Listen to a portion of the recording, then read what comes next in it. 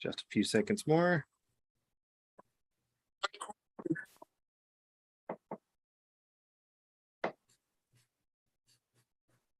All right, we're all set. Take it away. Just a few.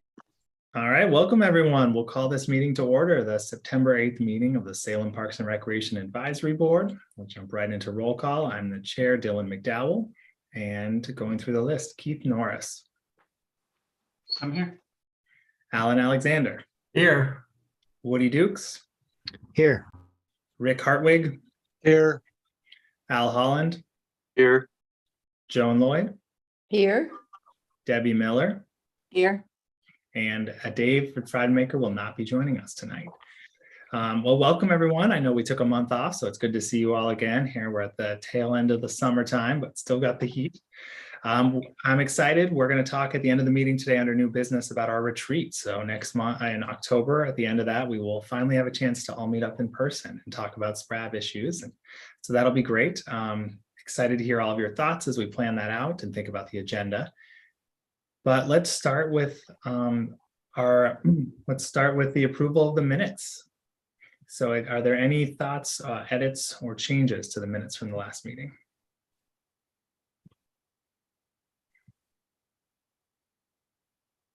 Move to approve. Okay, do we have a second? Second. Seconded. All right, we'll do our voice vote. All in favor, say aye. Aye. Aye. Any opposed, say nay. All right, minutes are approved. Public comment. I know we had no written comment tonight, and I do not see any members of the public in our chat. So the main, tonight may be a fairly efficient meeting. We'll see in terms of time, but the main focus tonight is our board items and presentations is a recognition for Tony Whitler and Patricia Farrell for the work they did. I know Tony was hoping to join us tonight. I do not see her in the participant list yet, but we can do a quick recognition. And then Rob, I believe there were actual certificates that were sent to them as well, right? There we go. Wonderful. I will send a copy for you all to see, and I will hand deliver them next week to both of them. Wonderful. Well, maybe we should start there. If you could just share a little, I had a hard time. Could you just hold it up again and just share what it says for everyone, just so they know?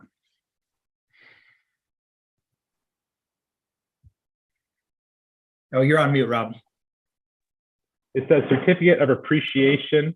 This certificate is awarded to Tony Whitler for outstanding dedicated service to the Salem Parks and Recreation Advisory Board.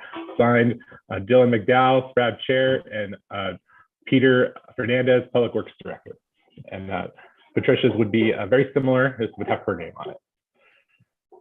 Wonderful. Well, I wanted to take just a minute to say like a quick public thank you to the work Tony and Patricia did, and just invite others to as well. I feel like I know one thing Tony did a really good job of when SPRAB members would retire was making sure we all took a moment to appreciate them, and she made certificates up. So I thought it was fitting that we do something for her as well, given her years of service.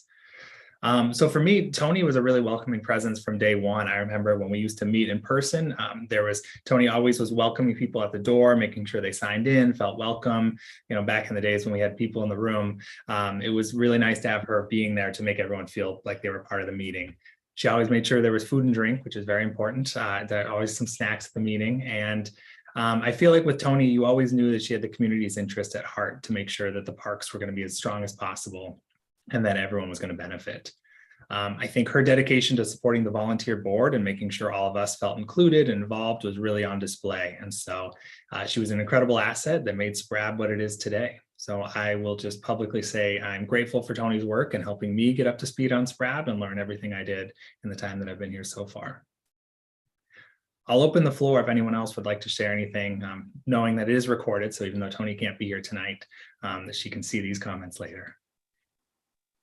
I would like to say that it's Joan Lloyd. Sorry, I have a different screen on my phone. I don't know what I'm supposed to do here to raise my hand. But as far as Tony goes, of course, I just joined SPRAB, but she was very competent and helpful with work that was done on McRae and Englewood Parks. And I want to thank her so much for that. always, always pleasant. And Patricia Farrell was on the Urban Forestry Committee, making up the strategic plan and getting her tree mails, and a pleasure to talk with her, work with her. Wonderful. Would anyone else like to make any comments? Yeah, I joined during the Zoom period, so my contact with Tony was great in terms of making me feel included. And even though I had no clue what I was doing the first couple of meetings, and constantly showed that, she was very she was wonderful to work with. It's really hard to see a colleague of fan of the Dodgers leave us. So I may be the only Dodger fan on the board now, and I will miss her greatly. Nothing builds relationships like sports teams, right? Especially winning ones. Alan, did you have your hand up? So you're on mute. Make sure you unmute.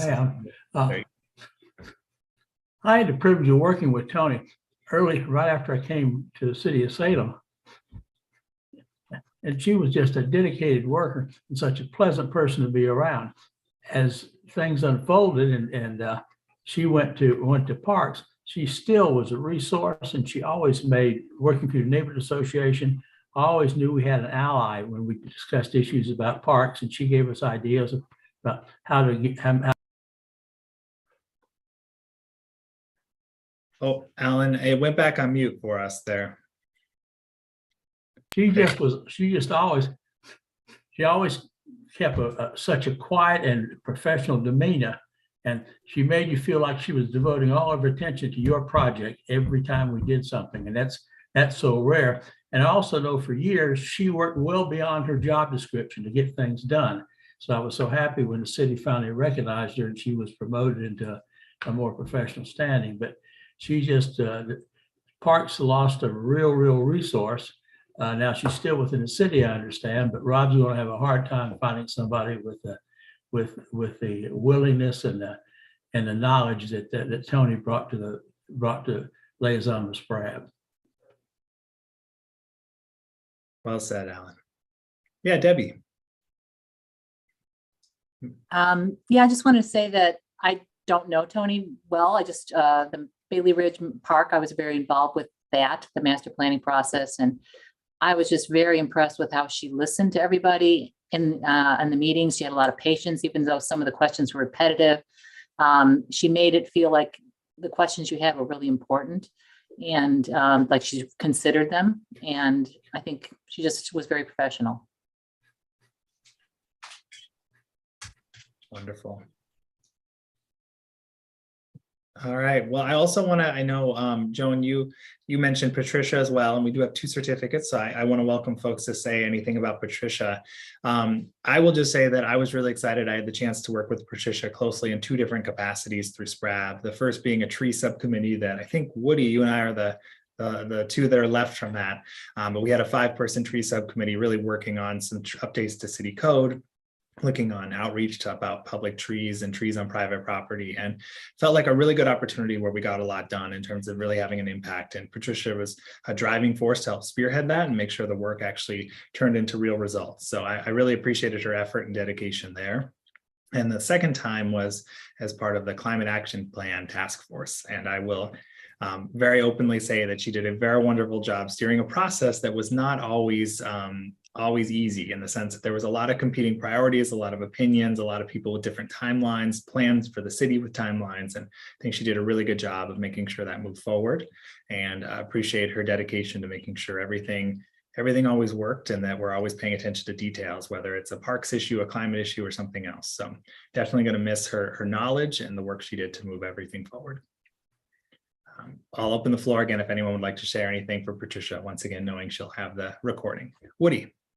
Yeah, I first with Patricia, I first met her when I was on with Joan on the Community Forestry Advisory Committee to rewrite or to write the Community Forestry Strategic Plan.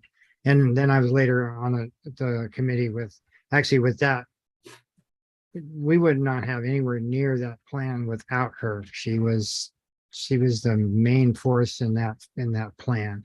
And then later on the committee to rewrite of Chapter 86, the tree code. And she just helped that flow and move forward and come out as good as it did at the time.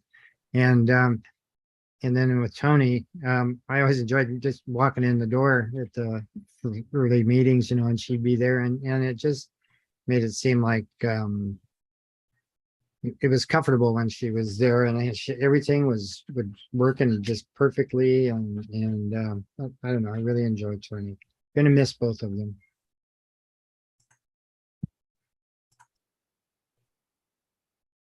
Absolutely. Alan, did you want to say something? Just like with Tony, I'm so old, I worked with a lot of people, but I did have the pleasure of working with Patricia a little later on as it came with airport issues. And she was always a reliable and professional sounding board when we were trying to get to the bottom of some environmental issue. She could give you the details about it and an unvarnished and an unbiased opinion about the best way to go. So I always appreciated her comments. And I saw her counsel many times unofficially on environmental issues that came up to the airport. So the city's going to miss her, and she's going to be difficult to replace, much like we talked about Tony.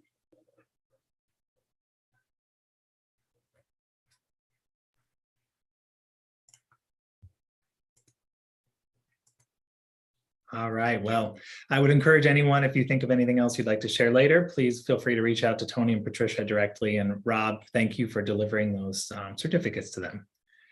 Rob, this might actually be a good chance right now if you could just focus in on the vacancies and how that's going. I believe there's some interviews happening now, I know, since the August update, and then Nancy Harrington's who we heard from. So might be a good opportunity for you to share that. Yeah, just to recount, what we're having a recruitment right now for 2 vacancies for both my former position and Tony's former position. We are seeking planners 1, 2, or 3. So that's a series of classifications the city has for planners, kind of the whole spectrum. So depending on their experience and qualifications, they could be a 3 and a 2, or we might underfill those positions. We have received applications. We got a pretty good response, and we have evaluated those applications, and we've invited a group to come interview next week. And so the process is moving forward. I'm hoping, hopefully maybe late October, perhaps we'll have someone starting, or hopefully 2 people starting. And I'll just say that we are kind of casting a wide net. We're looking for park planners and natural resource planners, but ideally someone who has a unique combination of the 2. If that's not what it turns out, maybe we get a park planner and a natural resource person. That'd be fine. But we're doing this as a combined recruitment with the hopes that we could get some really talented people in. Thank you so much, Rob. Really appreciate that update. And that brings us to item number 6 already, of board member updates. So my main update was about the retreat, which we have under new business, so we can come back to that. Does anyone else have updates they'd like to share? Keith, yeah. Yeah, just as a note to say that my role representing SPRAD to the City of Salem Public Library Strategic Planning Committee is ongoing. We've been having discussions where we're honing in on a mission statement, a vision statement, and several different imperatives for the library to be working on over the next 5 years. So it's been a good process and a very robust process over the past several months, and it's continuing forward. Wonderful. And Al Holland, I saw your hand was up. Yes, thank you. In the course of my week, I tend to bike through Minto Brown 4 times a week. And I've noticed the good work from maintenance on bringing to light rough spots in the bicycle and footpaths. It's apparent, it's probably from transportation maintenance that I see. They're painting white stripes or white paint over a rough spot so that bicyclists and pedestrians are a little bit more visually alerted, at least to the fact that there's a hazard there, and can hopefully try to avoid it. And I think that's forward thinking. It's a good way to help reduce some accidents. I'd like to hope that we will at some point in the near future have the budget to remove or repair such hazards rather than simply highlight them. But that's a good start. And I acknowledge and thank them for that good efforts. Along the same lines, the stripes there should be stripes around blind corners on those same paths. There are bicyclists going at an easy clip, and it's only a matter of time before an accident happens when somebody cuts a corner and comes into close contact with somebody else coming the other way. So it would be helpful, I think, if we could stripe those around the blind corners a little bit, or maybe a sign that says keep right, or just something that would probably reduce the risk of collisions, because there's a lot of sharp corners that sometimes people are going around quickly. Along the same line, it could happen with signs that there is an onslaught of e-bikes coming our way, and Minto Brown Island is going to be a target for them. It's gorgeous, it's wonderful, it's full of lots of paths. That place is getting more and more full of e-bikes. We should have some signs up there that say something about speed. There are a couple, but they're few and far apart.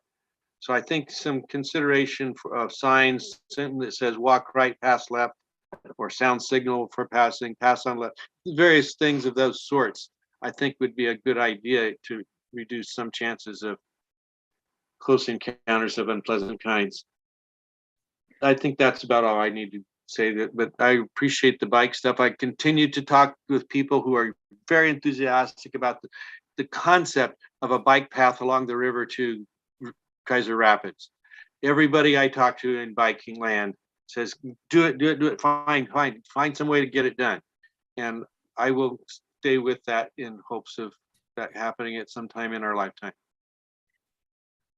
I love that enthusiasm. I actually want to follow up on that because I've also noticed those blind corners, especially as you get closer to Homestead Road. On the I've had some encounters myself. Thankfully, no accidents. But Rob, my understanding is that you all are cognizant of not having too many signs on Minto, given just the type of park it is and whatnot. But is that something that's been considered or could be looked at, even just a simple, yield or caution sign or something? I would yield to Jennifer if she's available to address this one. I will say that we are very cognizant of sign pollution in our parks. When we have a sign up, we want people to pay attention to them. With that said, Jen, are you available? I am. So Dylan, both you and Rob are directly on target. We try to balance, especially at those parks, not overly creating a bunch of signs throughout the park. We've found that the more signs that you put up, sometimes they just kind of blend into the background in the sense that people don't acknowledge or recognize them because they've seen them so much, there was such frequency. So we try to be strategic in where we put some signage so it can be the most effective. I took some notes as to both of your comments relative to those specific areas, and we can look to see if there might be some ability to kind of mitigate that through some signage or the existing signage that maybe we might be able to pair that up with. So we can certainly look at that, but we do try to balance how many signs we put up out there. My comments, I don't mean to intend that they need signage in and of itself. I'm just concerned about the close corners and maybe striping it on the middle instead. Yeah. Or something to that effect, just to try to keep people separate.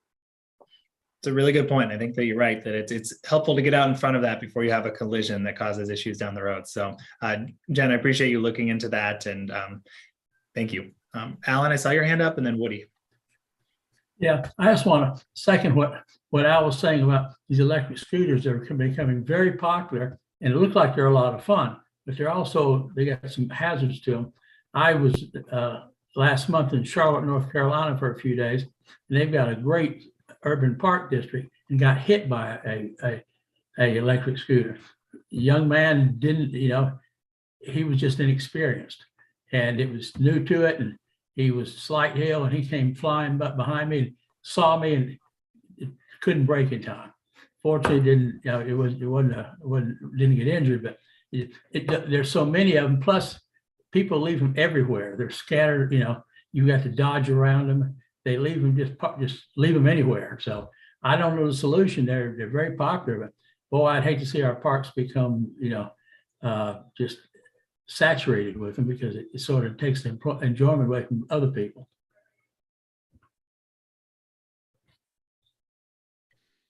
Thank you for that, Al. I think it's a really good point. Woody, anything else you want to add?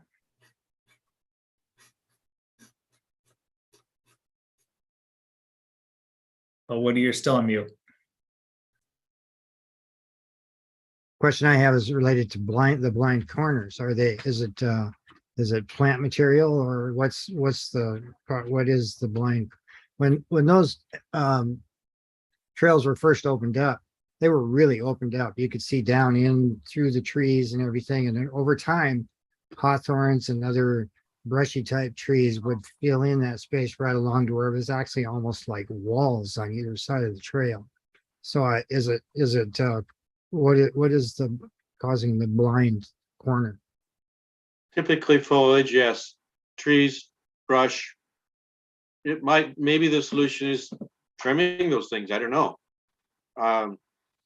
That's more labor intensive than painting a stripe down the middle, though. Yeah, but at least you'll be able to see, and then it's the sign thing about, is. Yeah, I agree with the sign controversy. I'm not pushing for that. Maybe strategically, as it's stated, is a good idea, but I like the idea of keeping the signage down. But those bikes, they will go over 20 miles an hour. And people unless they are cautioned or alerted to something, they're going to be pushing it like that. And as it become more and more popular, we're going to see more and more of that. Yeah, I know that at the state level, there's been some legislation, and I think more is likely to come. I know a lot of states and jurisdictions are looking at e-bike rules specifically about which trails they can be on, where they can go, and speed limits and whatnot. So it's a good thing for us all to keep an eye on. And I think that, our role as Parks Board too, is if we see that in other cities, like what Alan was sharing in South Carolina, of what is working well or where there's some challenges, I think it's helpful for us to bring that back and share it with folks like Rob and Jen, so they can integrate that into some of the thinking they have here. Debbie, yeah. I had two comments. I write through Minto Brown a lot too, and I agree that there are a couple blind corners that are pretty dangerous. And I was in Paris, and when I was looking at, and we went biking in Paris, and they're doing a lot for biking in Paris right now. They're really expanding bike lanes, but they're talking about banning scooters because they tried to lower the speed limit for them and they weren't obeying it. And they were still having collisions with pedestrians. And so now they're talking like they might ban scooters completely. I think the speed limit signs, I agree that they're hard to look at in a park like Minto, but I think a lot of people don't know that there's a speed limit because there's not that many signs. So I think given how many e-bikes and how many scooters are now taking over, I think it might be worthwhile to at least put a few more signs up so that people realize that there is a speed limit. I've only seen one or two in the times I've been biking there. And the second thing I had is not related to this, but it's, I was trying to look up parks to visit, and I visited a couple parks, and I noticed that the website is really very bad. It's not been updated. Like, for example, I went to Fircrest Park, and it's a beautifully developed park, but the website has no pictures and it doesn't say anything about it being developed. It says undeveloped. I just feel like it would be nice to be able to look up a park and find out what amenities it has and see a couple pictures, just because the pictures that are on there are just generic pictures. And I think some people might think the park looks like that, and they don't. So that was my comments. That's a very well taken point, Debbie. I know that we've shared some updates with this, or some suggestions in the past about adding some basic information in terms of like how many parks that Salem have, number of acres, trails, things like that. I was just trying to look at the website right now myself to see about the photos, but Rob or Jen, I know that the website has been kind of an ongoing project with the new one coming out. Would you like to share any updates there? Yeah. Jen, I saw your hand was up. Sorry. So you're right, Dylan. So they are developing, because the website previously was not super efficient, and there was some difficulty in folks finding stuff. So they are updating the website information. Parks has worked actively for the last few months in updating kind of how the parks information is shared, what would be the best formatting, as well as including pictures that are relative to those parks, to looking at the amenities, so that as folks look at the website, they can get some specific information of parks that are in their areas, or if they want to search it by, gosh, which parks have a shelter, those kinds of things. So providing different kinds of access for folks as they're trying to look things up. So that's actively, we've been engaged in that process and updating that, but it's fair to say that the whole kind of migration to the next website and getting that laid out from a city perspective has been very involved and labor intensive, and has taken a little longer than a lot of us maybe would hope for that information to be shared. But it is something that we understand, we're working on, and we're working with the entities that are putting that project together to update that as we're able to do that. Thank you, Jen. Appreciate that. And Debbie, thank you for, first off, it's always good that you're using the website. And I think that's, as we think about the way the public engages, it's always good for us to think about what information we could share. All right. Anything else on board member updates before we move to information reports?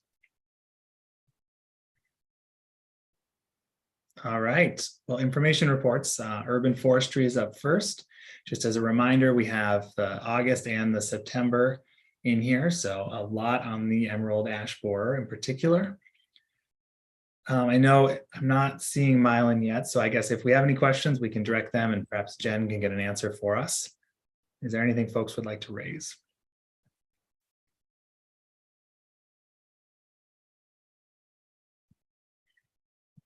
Okay. Oh, yes, Rick. Yeah, we have a lot of ash trees in our neighborhood, and I walk by a bunch of them regularly, and I know that the emerald ash borer is coming, and some trees they say that they're going to be taking them out, and then other ash trees they're not. And I'm not an arborist, but I keep looking at those and try to tell the difference between the ones they're taking out and the ones they're not, and I just haven't seen any difference. So I would like, maybe, I don't know if I need to be educated as to what a healthy tree looks like versus an unhealthy tree, but I was having a hard time. It seems like the ones that are staying are the bigger ones, maybe more mature ones. I don't know. But anyway, I was hoping that Mylan would be on so we could talk about that. I also wanted to compliment him on the Statesman Journal article they did on him a while back. I think it's important for the public to know the people that are doing really good things in the community, and so I hope the Statesman Journal continues to do that. And very nice article, and good for Mylan, and hopefully there'll be a lot more of those. But anyway, I'm just very confused as to the difference between a healthy ash tree and an unhealthy ash tree when I'm looking at every root, I'm looking at the trunk, I'm looking at all the branches, and I can't tell the difference between ones that are taken out and the ones that are not. Yeah. Well, always good to call an arborist, but thankfully we do have Woody on the line and as our certified arborist. So Woody, is there anything you'd like to share since Mylan's not here? Well, there's I'm not sure which specific trees that he's talking about, but in the ones that I've seen, like on Summer Street, the flame ash, there are some of them that are posted and some that are not, and some of the ones that are posted do tend to look not quite as healthy as the ones that they're leaving, but I'm not sure what the specific plan is. I mean, as far as taking out, being proactive about removing the trees. So I'd like to know a little bit more about that myself, but. I see Jen has her hand up, so she might be able to add a little bit of context for us. Sorry, I feel like I'm jumping in a lot this meeting. No, it's great. So what I can do is I can speak to Mylan about coming prepared if we want to do that in October. I'm not sure how full that agenda is, but he's actively involved in this issue. And so having him come in October, kind of prepared to discuss that, and maybe speaking to Sprab about the criteria that they look at, how the inspections, kind of what their approach and their strategy is so far in dealing with that. So I know it's not only been internal, but with external partners as well. This has been a discussion point. So if that would be helpful, we can have him as a report or in whatever, type of process you want him to utilize in sharing that information at a future meeting in more detail as a discussion point. Woody, it sounds like that might be helpful. Sorry, didn't mean to talk over you, Woody. No, I'm sorry. I just, in general, in proactivity about removing weaker trees is because they tend to have put out like not a pheromone per se, but that draws the insect to them. It's a general thing in nature about taking out the weaker plants first, but when there's the insect gets to be such a large number, then they start killing all of the trees, not just the weaker ones. So they might be starting with the weaker ones so that's what I know. That makes a lot of sense. Rick, would you like to follow up with Mylan separately, or do you think it would be helpful for us to maybe have a fuller conversation on this next time? I know definitely we can talk about it during his report next month, but next time is fine. Also, I was looking at the reports here and saw that they're really looking into some type of injection, like it's like a vaccine, for borers. I don't know, but like an update on that too. I mean, it's got to be environmentally good. You're not going to put, when you put a lot of chemicals in, you have to be very careful. But next month is fine. I mean, I think that's a good point. And I noticed that it's triazine, I think is how maybe you say it. And I did note that he said it's not a neonicotinoid, which I know is the one that's been harming a lot of bee populations. So I appreciate that the city is on top of that, like you were saying, of making sure it's environmentally friendly with some of the pesticides or chemicals that they're using. Well, Woody. Well, boring insects are the hardest ones to deal with. Look at Dutch elm disease back east that wiped out hundreds of thousands of American elm trees, whole blocks, whole streets, whole cities almost. They're under the bark. They're just almost impossible to get to. There's the emerald ash borer. There's the bronze birch borer. There's the thousand canker disease. It's the borer that gets into black walnuts. They're just systemic is about the only way you can get at them is either through the root system or through injection. And even then it's just hard to get to them and for them to take up enough material to kill them. So that's why I'm sure he's really so worried about the ash, the emerald ash borer, not just by how many trees they'll kill. Mhm. Thank you for that, Woody. Appreciate that additional context. And Jen, it does sound like either as part of Mylan's update next time, some of the criteria, we could talk about it then, or as an agenda item. But perhaps you can talk with Mylan and figure out what makes the most sense based on the work he's doing. Yeah, I'm happy to do that, and I'll make sure he's kind of prepared to have those discussions. Wonderful. All right, well, let's go into the Parks and Natural Resource Planning update. And just as a reminder, there are 2 of them in here for 2 different months. Rob, a quick question I had was, I wanted to clarify with the Minto Island plant buffer, how far on the trail is that going? Can you just let us know what the range is on the paved trail? Yeah, I'd have to confirm, but I believe it's 20 feet on each side of the trail. So it is really just the edge of the mica trail. Is it, and when you say the mica trail, this is a little bit of ignorance. Is that the entire paved trail on Minto, or is there a specific portion that is considered under that?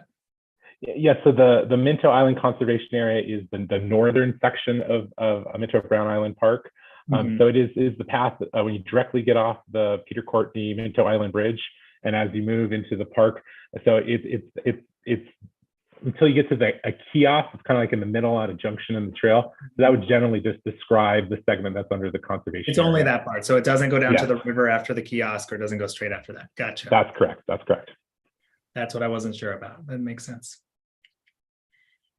Other questions on the Parks Planning and Natural Resource update?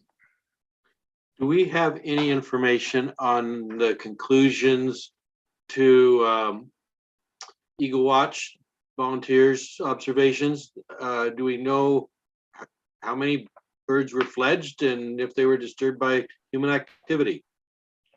Yes, we did receive confirmation through the program that the single chick did successfully fledge, and so that's excellent news. And also during the biggest concern about impacts to the fledging chick had associated with the big event we had, which was the Ironman event, and we had a biological monitor in place to monitor the chick during the duration of the event.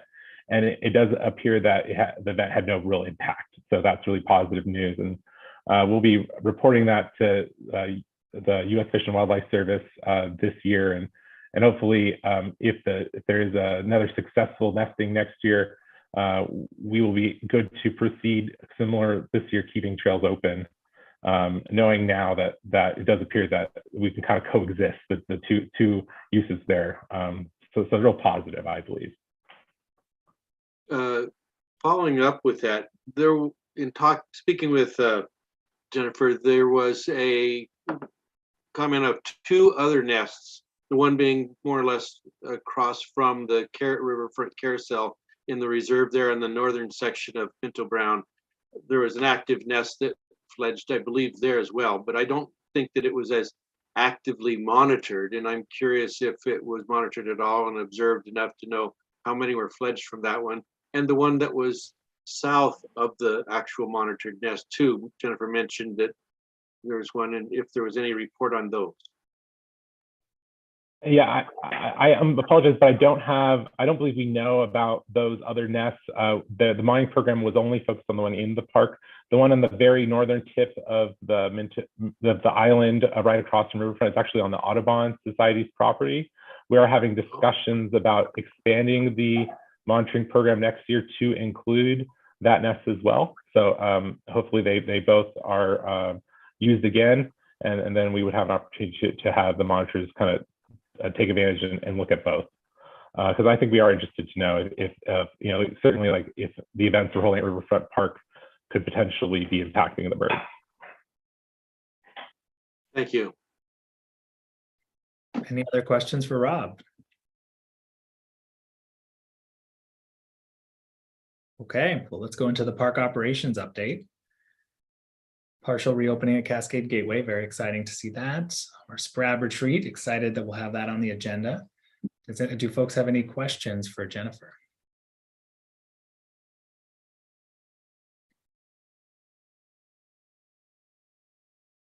Okay. Hearing none. We can move on into our Parks and Rec to the recreation side of things. Lots of great things happening as we wind down for the summer, at least. Obviously, there's going to be fall sports and everything. Any questions about the recreation update? I don't see Becky, but I'm sure, once again, Jennifer could help pass on any questions that we might have. Okay, hearing none. We can move into new business then. So the first one I see is on here is the annual report planning. And Rob, I'm assuming you might have added that there. I know that Tony had typically drafted that based on some of the work throughout the year, and would love to hear your thoughts on that and how we can be contributing or helping. Yeah, thank you, Dylan. What I'd like to do is next week, I'd like to email out the last year's annual report and just give you all an opportunity to review it. And then I might prepare a discussion for next month's meeting. That's great. That sounds like a good plan. So we can all plan. That'll be our homework for everyone, is come ready to talk about the annual report next time and make any suggestions, edits, or anything like that. All right. So next I want to talk about the annual the SPRAB retreat. Really excited, as we talked about at the start, to have some time in person with all of you. And I think this is going to be a really good chance for us. You know, I feel like the last 2 years has been a lot of kind of survival mode, in the sense of moving to the Zoom world, not knowing what was going to come next. And there's been some big emergencies in the city, like the ice storm.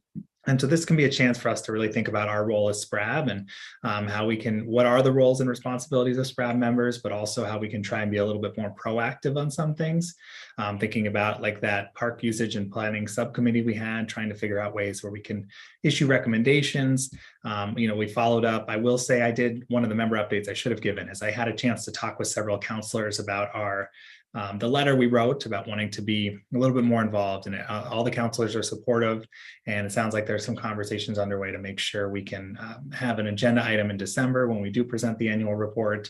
So I think a lot of that will hopefully move forward and be a good way for us to kind of continue with this retreat, or use this retreat as a way to make sure that good work is happening. So I'm going to take just a moment and I want to share a draft agenda. I had a chance to talk with Rob and Jen about this. So let me just share this real quick. So this is what we're thinking for an agenda right now, and I'd love to get some feedback, and then I'll quickly talk through kind of the content that I've mapped out, and then welcome feedback from everyone now, and then also, as always, feel free to send ideas to Rob. So it looks like you can all see this.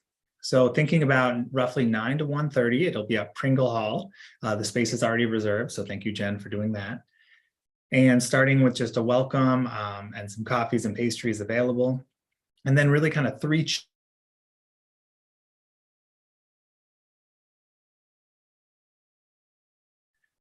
I think for a moment there. Hopefully you can all hear me. Okay, I see nods now. Apologies for that. So I was saying that the 11:15 is a break, so that's why there's a blank spot there.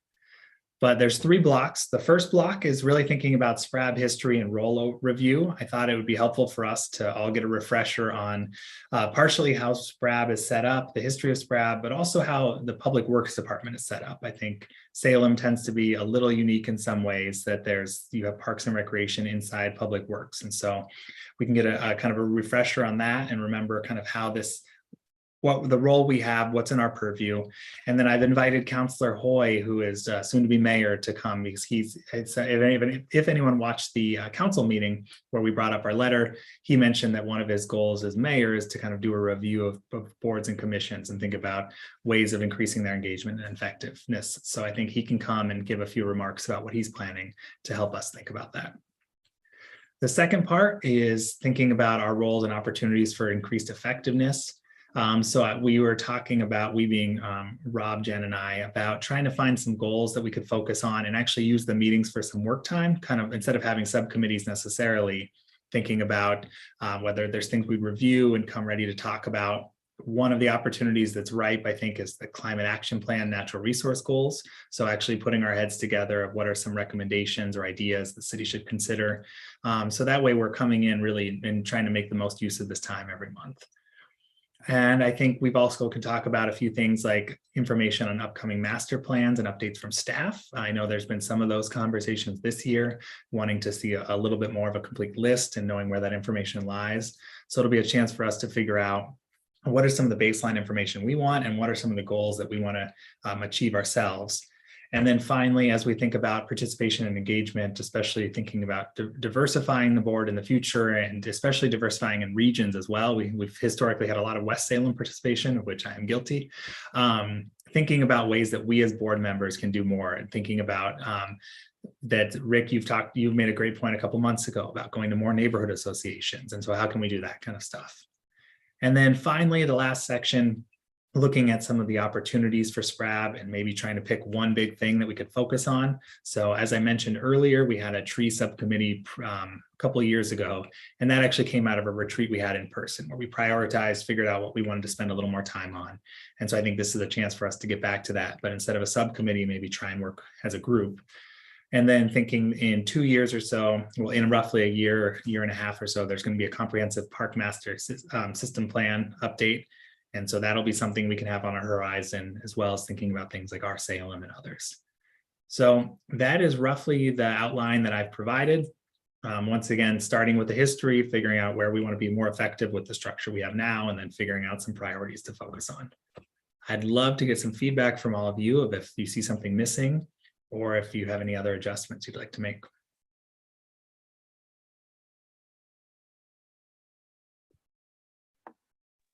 I think it looks good. Great. May I? It's Joan Lloyd. Yes, please do. Like I said, I have this crazy screen and I don't know where I can raise my hand. I was just thinking about talking more about the funding for the parks and how the system development charges go for the new ones, and the older ones can, apply for the SPIF grants, but can the new ones do that also? Is there competition for that money from the new parks? That's a great point. And so maybe as part of to start with our overview too, is thinking about some of the funding and just bringing back some clarity. I know that at the initial orientation, Jen does a really good job of kind of breaking down some of the funding streams. And so refreshing all of us on that might answer some of those questions. And then we can use that time to dive deeper as well. Thank you. Yeah, that's a great point. Debbie. Yeah, I just would like to see something. I've been reading about how some of the stages that the parks are in development. What does stage 1 mean and stage 2 mean?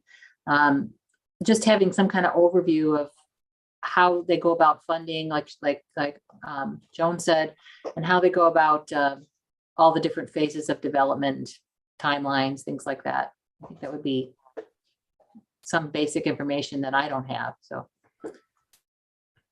great point. Keith? Dylan, kind of along those same lines as Joan and Debbie, I think having that kind of assessment from staff on parks could be useful in kind of informing those opportunities that are ahead of us. So thinking generically about the funding, but also how that plays into kind of the annual processes that parks go through with the budget, with the capital improvement fund, with the kind of those various processes that SPRAB occasionally plugs into. Getting an overview of how that works from the staff and when that happens, so we can kind of have that into our annual planning.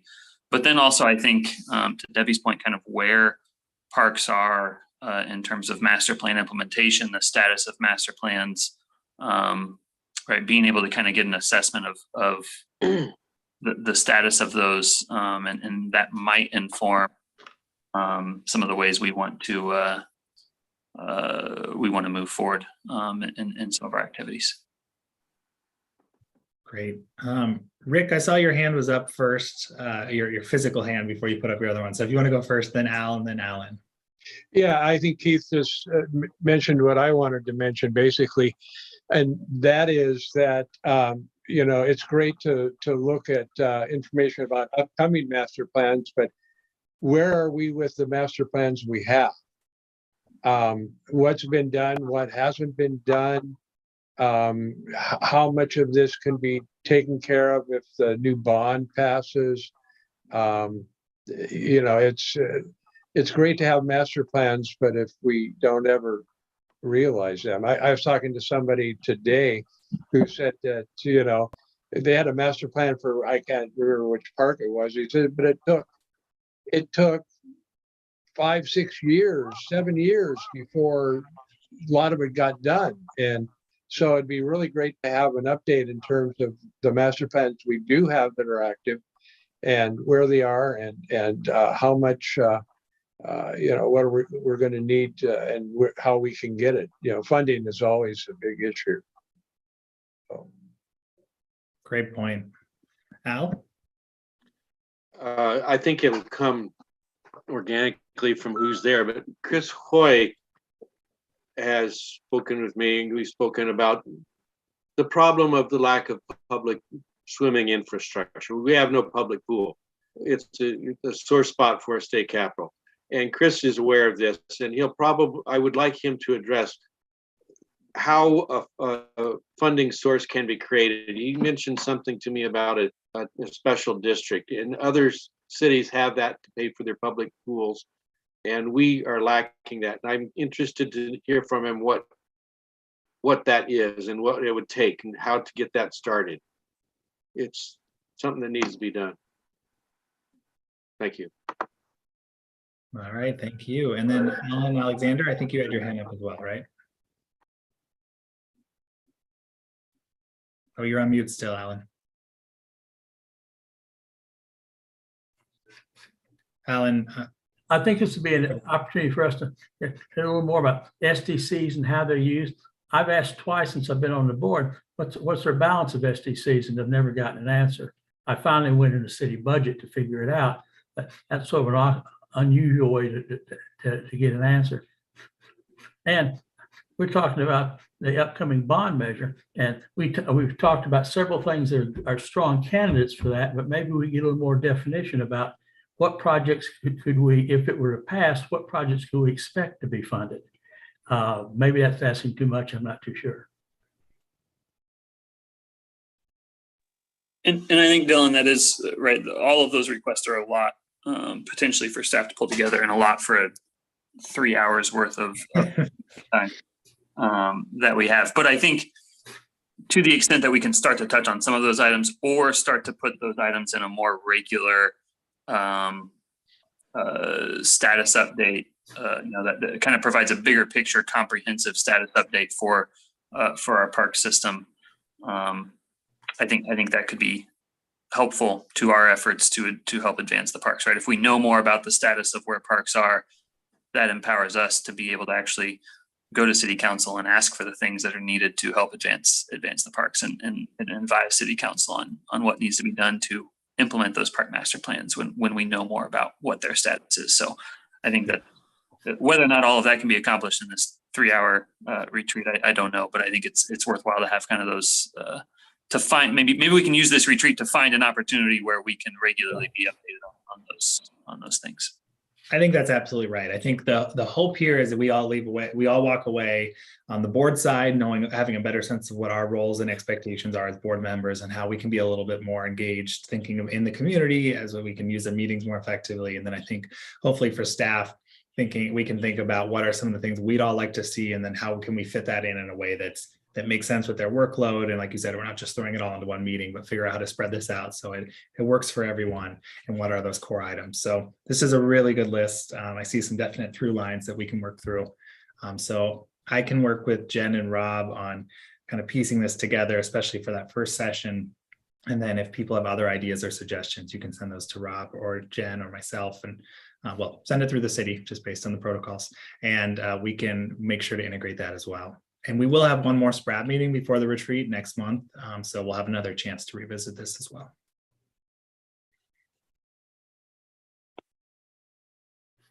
Any other thoughts on that before we move on from the retreat for now? All right. Dylan, can you remind us of the date? Yes. Now I don't want to get it wrong. So hold on. Let me. 28th. 28th. Okay. October 28th. Thanks. And it is a Friday, so we can send out we can send out that agenda as well for folks, but I'll put some work into that in the meantime to make sure we're ready to go. Well, that is our agenda for tonight, right at the hour mark roughly. Is there anything else folks would like to raise under new business before we adjourn? Yes, Jen. It's not new business in the sense, it's just something I probably should have shared any information. And before we close, I was at the Salem Parks Foundation meeting last Thursday night. They meet the week before you folks. And one of the things they were asking if I could pass along, speaking of parks and trying to raise money and for the good of the parks, they're doing their annual Pinot for the parks that they've had the last, I think this might be the 11th time that the Parks Foundation has put on to raise funds for the parks. It's Friday, September 23rd from 5 to 7. And I'm happy to provide the address and all of that, or I can send out a separate email as a follow-up to SPRAB members individually. I just wanted to put it on your radar because we wouldn't have another meeting before this transpires. And I had told them that I would share that. They're trying to certainly get the word out since it is a fundraising effort. And so it's $100 a person, but I'll send out a follow-up email. I just wanted to kind of throw it out for folks to kind of put it on their radar. Wonderful. Thank you so much.